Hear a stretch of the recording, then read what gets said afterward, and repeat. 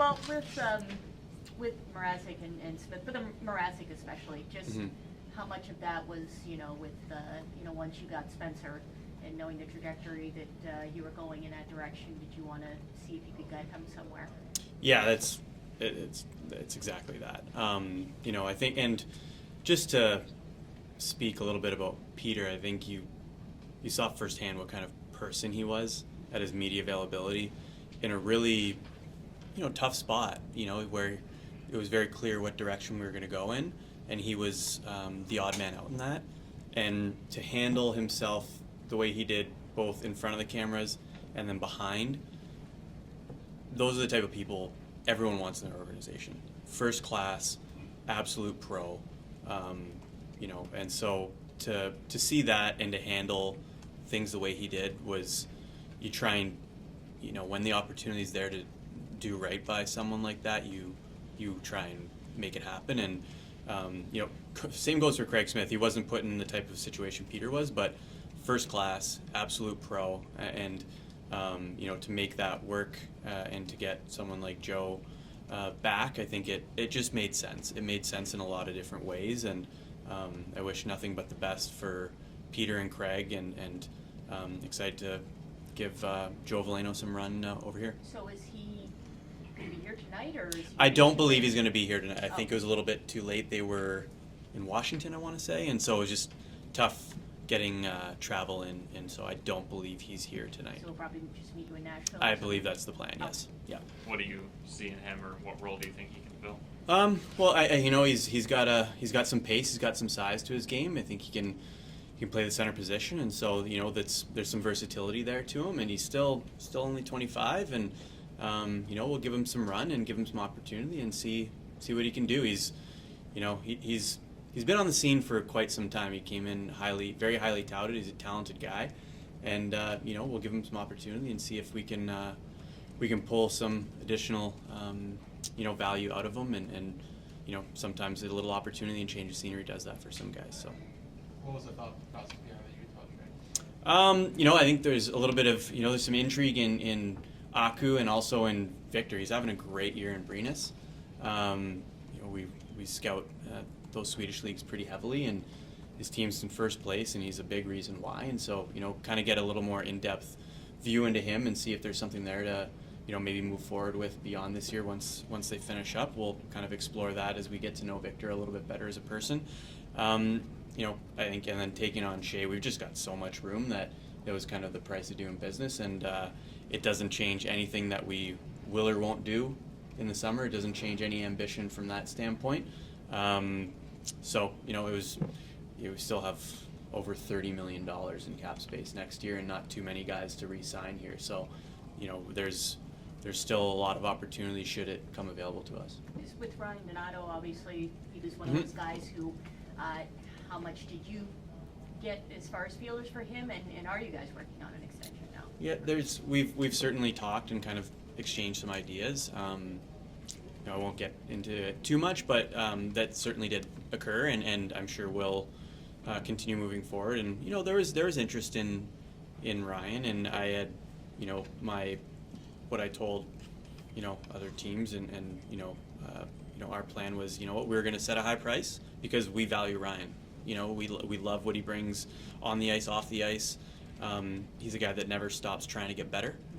He took some very meaningful steps in trying to improve his game this summer, which I believe is translating into a career year this year. And so that's just a great example that, again, you want in your organization. And so Ryan holds value to us as well. And you know what? There was certainly some on the marketplace, but not. It never rose to the point that compelled us to move on. And so, we look forward to him continuing his success this year and success within our locker room, and for seasons beyond this, I guess we'll kind of let that play out and see where that ends up. With the Jones trade and then with Joe Veleno coming in, those were really, in many ways, hockey trades more than adding draft capital. Are you transitioning more to being more focused on hockey trades than maybe adding draft assets? I would probably say so. I don't necessarily know if that was the stated intent of those it's just kind of how it worked. But I think it's safe to say that we're likely moving away from that. Now, you never say never in terms of, like if something makes sense for draft capital. I'm not anti-draft capital anymore. It's just, in these cases it made sense to add players and to add guys to the roster. And so, that's my wife calling. And so, it made sense in this case. And, everything, again, making trades is hard. And you don't necessarily take a player or a situation and be like, I'm going to get another player in this, or I'm going to get draft capital in this. It's just, it either works that way or it doesn't. And so in those cases, it worked out as hockey trades, probably more so because of the money. The money necessitates that sometimes. But I think it's safe to say that we're going to look more at those types of trades or situations moving forward, certainly. We've got a ton of draft capital. Adding more of, if it's, if that's what happens, okay. But I don't think there's anything that is out there or could be out there for us that we wouldn't be able to do because we don't have enough draft capital. We've got a ton, and can you find value in more draft capital? I suppose, yes. But every situation necessitates a different type of trade. So, With the What's your sense of the overall market? It seemed like there were a lot of high value picks being thrown around. yeah, it certainly seemed that way. I don't have a feel for if that's. I couldn't tell you if that's different than in previous years than this year. There were some bigger deals this year for sure, bigger names moving around, which feels like something that's becoming more and more of an occurrence. I would say maybe it's, I don't know why that is, but yeah, I'd probably agree with that assessment that it felt like there were a few more high value picks being tossed around. We got one in our trade with Florida, as well as a great young player. So yeah, I guess with good players and changing teams, that kind of drums up good return. So With the Utah trade, would you say it was more like the priority was getting the cap implications of the contract and you were able to get these prospects with it, or getting those prospects and then the cap implications was the second? Like, what was the main objective there? It's probably more so the players, but the cap implication is certainly part of it. I think it's part of any deal, but it's, again, it doesn't really change anything for us. It's not like it alters ambition, alters anything that we had planned going into the summer at all. It was just kind of that's just how it came about, and we can do that, and it makes sense to get another a really in-depth look and work with some of these players that there may be something there with, and again, we have a lot of draft capital. Not that you throw it away, but we've got a lot of picks before that fifth was ever going to be utilized, and so that was a small cost in our mind, and then taking on that Shea Weber contract was also something that was just it was easy to do for us given our situation next year, and there is only 1 year left, so it's a year that our obligations are not high right now, but through that and adding the Weber contract in, it does not hold us back from doing anything that we saw as a potential for us. What's your view of the goalie prospect pool now that you have Spencer Knight? How does this long-term affect Drew Kamesa and Gagnon? I don't think it necessarily impacts them. Like, goaltenders take time, and I'd say Spencer at 23 and getting some pro time before, he's more advanced than your average goaltender for sure in his career and in his development, and so it takes goalies time. It takes them a while, and so I think there's an opportunity for Adam and Drew to continue to develop and continue to play at a level that's really good for their development, and not force us to put them in a position they're not ready for yet. And we're going to do everything to make them the best goalies they can be, and if they start pushing upward, then it's up to us to make some decisions either here or down there on what's best to do when that time comes. But we've got to get them there. We've got to get them to the point where they're pushing the NHL level, and you know, Drew came up and did very well earlier this year, but it's a long road for goalies. It's a long time before you're fully ready to take that step, and you know, I don't believe he's quite there yet. He's getting some very good development time now, and will do in the future as well. But you know, it's just about giving the proper runway and development time for those guys to really get comfortable at a level before they're pushing upward.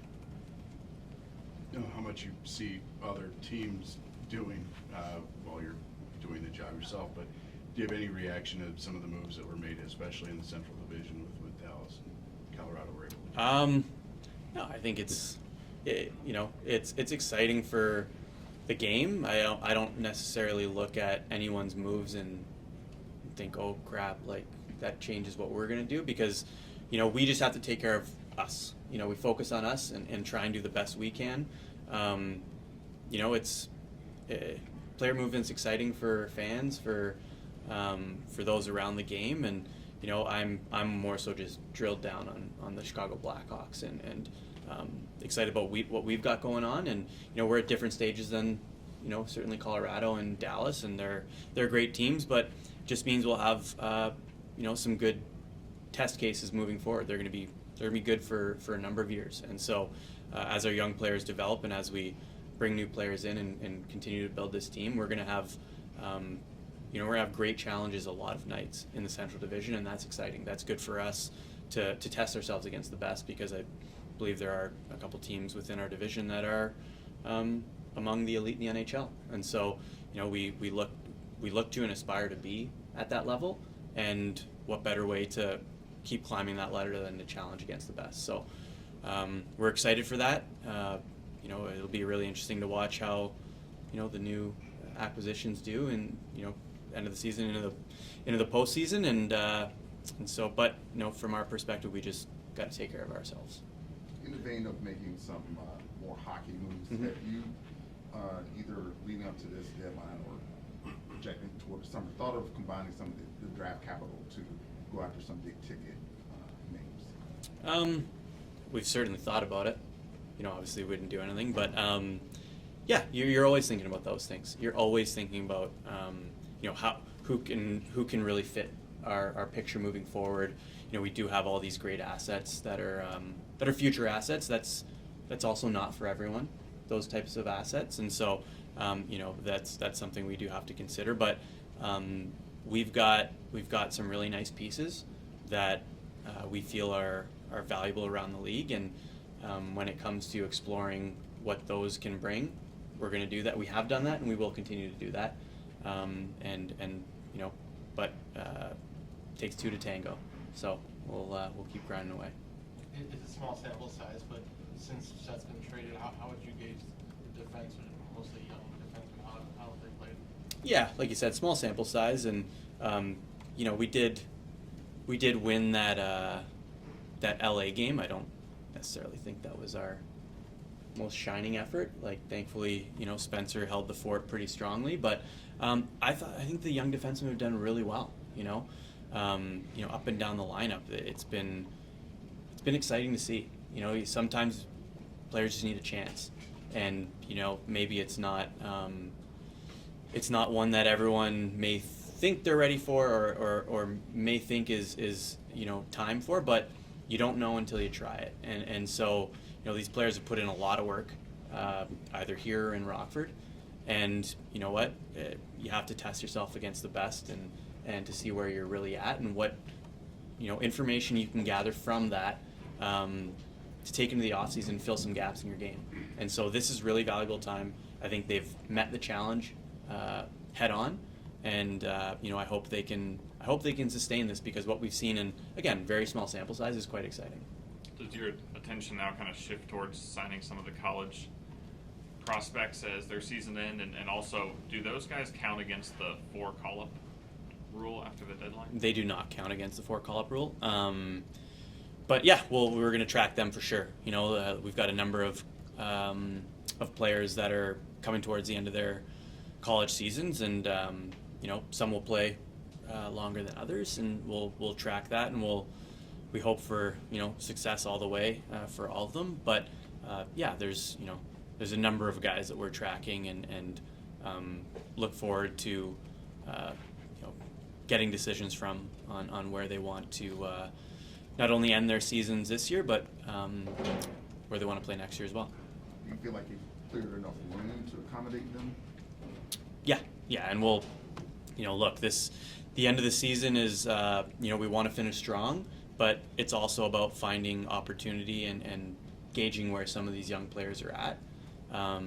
You know, that's important to our long-term future, and so, you know, numbers are the numbers, and you know, the other thing is too is you just don't know how many games are even left when these players are finished their college season. So we'll navigate that, but you know, that's if we've got some really exciting young players that are available to us at the end of the year, then that's a good problem.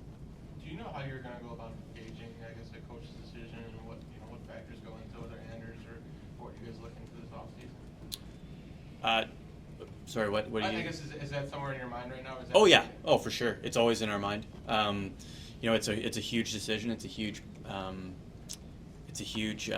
operation that you know we're not only going to have to, and it's not. Look, it's something we've thought about for quite some time, and you know, we're evaluating Anders in that. We're thinking about you know, how that profile looks and what, you know, the team will look like and what they'll need in a coach, and so that's always evolving, that's always ongoing, it's on our minds. Obviously, you know, over the last couple of weeks, it's you do back burner that a little bit, and so, you know, we'll transition